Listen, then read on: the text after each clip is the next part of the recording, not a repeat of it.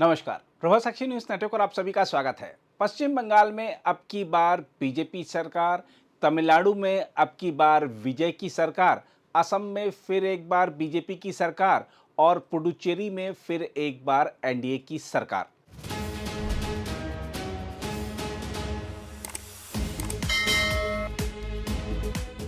वहीं केरला में अब की बार कांग्रेस की सरकार। ये जो हमने आपको बातें कही, दरअसल ये जो मतगणना के रुझान सामने आ रहे हैं उसके आधार पर कही है और ये दिखा रहा है कि जनता ने बीजेपी को, चाहे असम की बात करें चाहे पुडुचेरी की बात करें, तो वहाँ पर दोबारा से शासन में लाने का मौका दिया है, दोबारा से सरकार का नेतृत्व करने का मौका दिया है। वहीं पश्चिम बंगाल में बीजेपी को पहली बार सरकार बनाने का अवसर दिया है। देखना होगा कि बीजेपी क्या अपने वादों पर, दावों पर खरी उतर पाती है, क्योंकि मतदाताओं ने, खास तौर पर आधी आबादी ने बीजेपी से जो उम्मीदें पश्चिम बंगाल में जताई हैं, वो दिखा रहा है कि बीजेपी के ऊपर सरकार तो बीजेपी की बन रही है, लेकिन बहुत बड़ी जिम्मेदारी भी है मतदाताओं की उम्मीदों को पूरा करने के।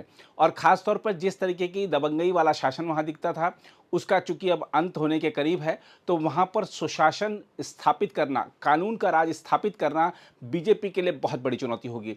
हमने देखा कि हाल के समय में सुप्रीम कोर्ट ने, कलकत्ता हाई कोर्ट ने तमाम अपने फैसलों में, अपनी टिप्पणियों में पश्चिम बंगाल में कानून व्यवस्था के पटरी से उतरने की बात कही, जो दिखाता है कि पश्चिम बंगाल में सरकार किस तरीके से चल रही थी।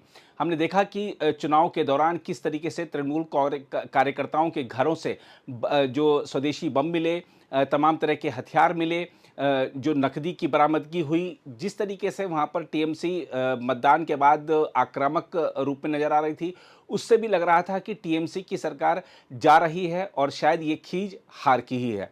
और तमाम एग्जिट पोल हैं, उन्होंने भी यही अनुमान जताया था कि पश्चिम बंगाल की जनता बदलाव का मन बना चुकी है और परिणाम दर्शा रहे हैं कि पश्चिम बंगाल में पहली बार बीजेपी की सरकार बन सकती है। हालांकि 12 बजे तक स्थिति और साफ होगी। हम आपको बता दें कि 293 जो सीटें हैं वहां पर, जिनमें 294 हैं, जिनमें एक में भी चुनाव दोबारा से होगा, तो 293 के जो मतगणना के शुरुआती रुझान सामने हैं, उसमें 136 में बीजेपी और 125 में टीएमसी। हालांकि करीबी मुकाबला है, लेकिन बीजेपी गठबंधन, वहां पे बीजेपी आगे है, तो ये दिखा रहा है कि बीजेपी की सरकार वहां बन सकती है। हालांकि जो हम देखें तो 147 वहां पर मैजिक नंबर है सरकार बनाने का, लेकिन बीजेपी सबसे बड़े दल के रूप में उभर रही है, तो ये दिखा रहा है कि वहां पर बीजेपी की सरकार बन सकती है। खास बात यह है कि ममता बनर्जी, जो कि भवानीपुर अपनी विधानसभा सीट से सवेरे से पीछे चल रही थी, इस समय वह 2000 वोटों से आगे हो गई हैं। शुभेंदु अधिकारी भवानीपुर में पिछड़ गए हैं, हालांकि नंदीग्राम में उनकी बढ़त बनी हुई है। वहीं तमिलनाडु की बात करें तो वहां पर सबसे हैरत अंगेज जो रुझान सामने आ रहे हैं, सबको आश्चर्य में डाल रहे हैं कि शून्य से शिखर तक कैसे कोई पार्टी पहुंच सकती है।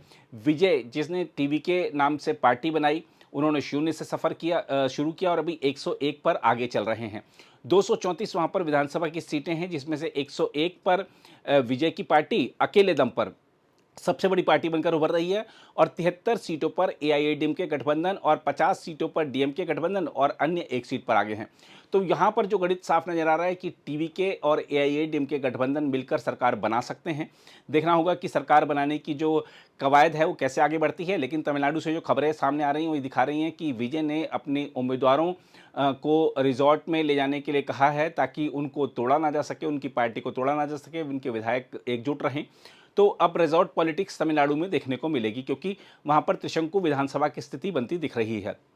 केरल में जैसा कि पूर्वानुमान थे कि कांग्रेस की सरकार वहां बन सकती है, तो केरल में कांग्रेस ने वहां पे अच्छा प्रदर्शन किया है और अभी तक का जो रुझान सामने आया है उसमें 140 में से 86 सीटों पर कांग्रेस गठबंधन, 50 पर एलडीएफ गठबंधन और बीजेपी 3 पर और अन्य शून्य पर हैं।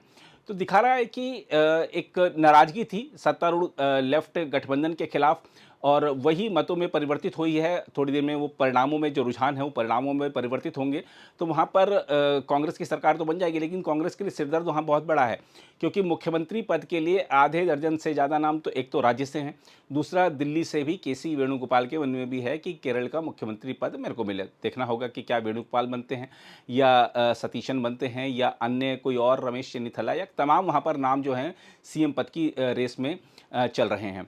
वहीं अगर हम बात करें असम की, तो देखिए असम में तो बीजेपी को एक तरफा जीत मिलती हुई दिख रही है। 93 सीटें 126 सीटों में से 93 पर बीजेपी गठबंधन यानी एनडीए और कांग्रेस गठबंधन 28 सीटों पर और अन्य हैं वो 2 सीटों पर बढ़त बनाए में। तो दिख रहा है कि लैंडस्लाइड विक्ट्री है हेमंत बिस्वा शर्मा के नेतृत्व में बीजेपी गठबंधन की। असम में कोई सामने टिक नहीं पाया। तमाम आरोप लगाए गए थे मतदान से ठीक पहले असम के मुख्यमंत्री हेमंत बिस्वा शर्मा पर, लेकिन जनता उनके साथ खड़ी रही, उनको समर्थन दिया। तो बीजेपी की असम में ये हैट्रिक होने जा रहा है, ये अपने आप में बहुत बड़ी बात है। वहीं अगर हम बात करते हैं पुडुचेरी की, तो देखिए पुडुचेरी में स्थिति बिल्कुल स्पष्ट है। वहाँ पर एनडीए की सरकार रिपीट हुई है और जिस तरीके से वहाँ पर जो 30 सीटें हैं उसमें बीजेपी गठबंधन 13 पर, कांग्रेस 6 पर और अन्य 4 पर नजर आ रहे हैं, वो दिखा रहा है कि बीजेपी की वहाँ पर, एनडीए की वहाँ पर सरकार बनने जा रही है। रंगासामी शायद फिर से वहाँ मुख्यमंत्री बनेंगे। तो ये अब तक का जो मतगणना के जो रुझान हैं वो दिखा रहे हैं कि 3 राज्यों में एनडीए की सरकार निश्चित हो चुकी है। चाहे पश्चिम बंगाल की बात करें, असम की बात करें, पुडुचेरी की बात करें, तमिलनाडु में मामला त्रिशंकु है और एक राज्य यानी केरलम में कांग्रेस की सरकार बनती दिख रही है। फिलहाल चलते चलते आपको एक बार पश्चिम बंगाल के नंबर फिर से बता देते हैं। पश्चिम बंगाल में बीजेपी 137 और 124 पर टीएमसी आगे चल रहे हैं। फिलहाल इस रिपोर्ट में इतना ही। बाकी देश दुनिया की खबरों के लिए बने रहें आप प्रभात साक्षी। अगर आप भी लेना चाहते हैं देश दुनिया की तमाम जानकारी तो आज ही सब्सक्राइब करें हमारे चैनल को। साथ ही नीचे दिए बेल आइकन को जरूर दबाएं ताकि हर अपडेट आप तक पहुंच सके।